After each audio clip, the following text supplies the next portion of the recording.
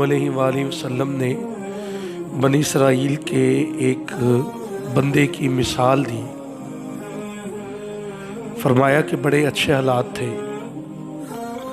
और मालदार आदमी था, ज़मीनें, जायदाद, कारोबार बड़ा वसी था, लेकिन अल्लाह से गाफिल था, अपने रब की याद से और उसके ज़िक्र से वो गाफिल था। तो हालात का अच्छा होना भी अल्लाह की तरफ से है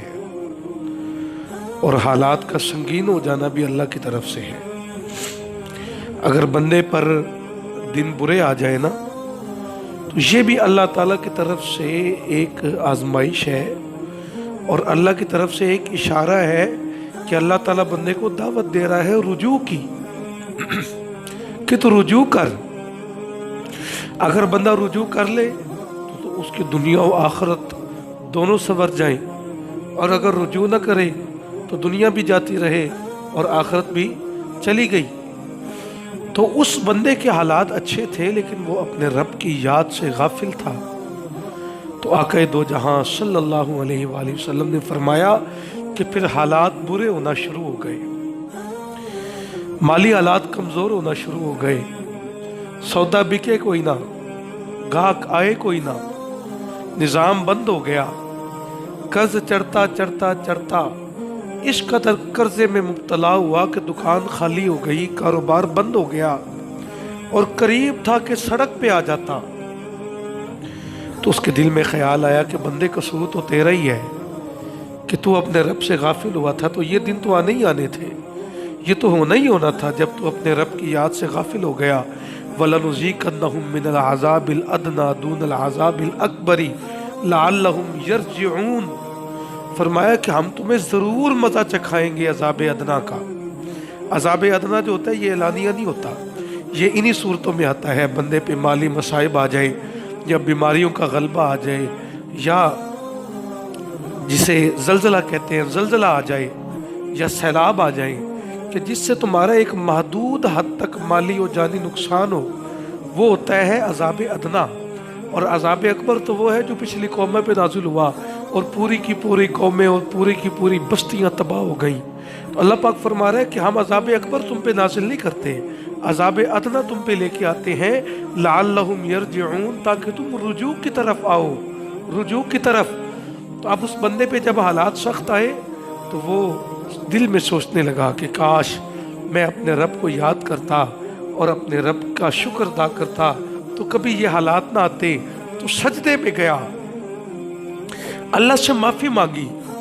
कि या अल्लाह मुझे माफ़ कर दे, मैं भटक गया था, गुमराह हो गया था। तो फरिश्तों ने जब ये मंजर देखा ना, रसूलुल्लाह सल्लल्लाहु अलैहि वसल्लम ने फरमाया कि जब फरिश्तों ने ये मंजर देखा तो फरिश्तों ने फ़ौरन अल्लाह की बारगाह में अर्ज़ किया कि या अल्लाह ये बंदा आ तो गया है, लेकिन ये तो उलझ के आया है, ये तो हालात की संगीनियों की वजह से आया है। अगर हालात अच्छे ना होते तो ये कभी भी ना आता, ये तो हालात बुरे आ गए, तो इस बंदे को तू याद आ गया। तो अल्लाह पाक ने फरिश्तों से फरमाया कि ऐ फरिश्तों, ये मेरा बंदा है, मैं ये नहीं देखता कि ये उलझ के आया है, बल्कि मैं ये देखता हूँ कि मेरा बंदा आ तो गया है ना, मेरी बारगाह में आ तो गया है ना, अब ये आया है तो ये जो मांगता है इसको दो। अब वो सजदों में जाके भी अल्लाह से क्या मांग रहा है कि या अल्लाह वो जो कारोबार तबाह हो गया वो सही हो जाए, वो जो माली नुकसान हुआ था वो सही हो जाए, वो जो मैं कर्ज़ों में मुब्तला हुआ था या अल्लाह मेरी जान छूट जाए। वो अब भी अल्लाह से दुनिया मांग रहा है, अब भी। तो फरिश्ते अर्ज़ करते हैं या अल्लाह क्या हुक्म है, तो अल्लाह पाक फरमाता है दे दो। हुज़ूर ने फरमाया कि अल्लाह ने हुक्म दिया तो सब कुछ उसे मिल गया, सारा कुछ मिल गया। अब जब सब कुछ आ गया तो बंदा फिर भटकने लगा, आहिस्ता आहिस्ता दूर होने लगा, दूर। दुनिया जब करीब आती है ना तो रब से दूर करती है बंदे को। ये इसलिए तो अल्लाह ताला ने दुनिया को आजमाइश करार दी है, दुनिया।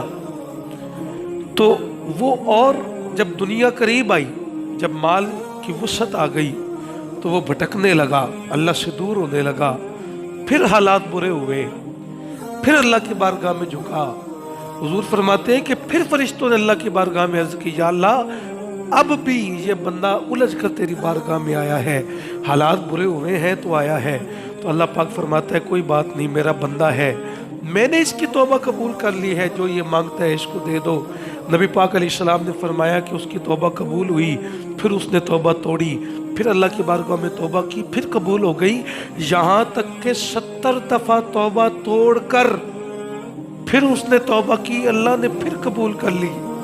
70 دفعہ توبہ توڑی، 70 دفعہ۔ تو پھر ایک وقت ایسا بھی آیا کہ حالات اچھے ہو گئے اور بندہ دل میں خیال کرنے لگا کہ اے بندے تو بڑا بدبخت ہے، تو نے اپنے رب کے ساتھ کیا وفا کی، یہ تو تیرے رب کا کرم ہے کہ اس نے تجھے اتنا نوازا، اتنا نوازا،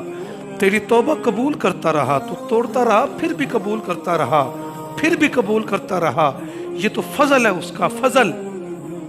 یہ جو ہمیں اللہ نے انسان بنایا، حضرت جنید بغدادی رحمت اللہ تعالیٰ علیہ فرماتے ہیں کہ مجھ سے کتے نے سوال کیا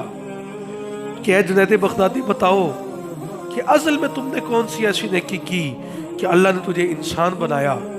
اور میں نے ایسا کون سا جرم کیا کہ مجھے رب نے کتا بنا دیا؟ آپ فرماتے ہیں کہ میں اس کے سوال کا جواب نہیں دے سکا کہ یہ تو اللہ کا فضل تھا کہ اس نے مجھے انسان بنایا، ہم تو اس کا بھی شکر ادا نہیں کر سکتے، اس کا حق ادا نہیں ہو سکتا کہ ہم اس کا شکر ادا کریں کہ اس نے ہمیں انسان بنایا، تو اتنا فضل، اتنا کرم۔ حضور فرماتے ہیں کہ وہ بندہ سوچے گا کہ اے بندے تو نے اپنے رب کے ساتھ کیا وفا کی،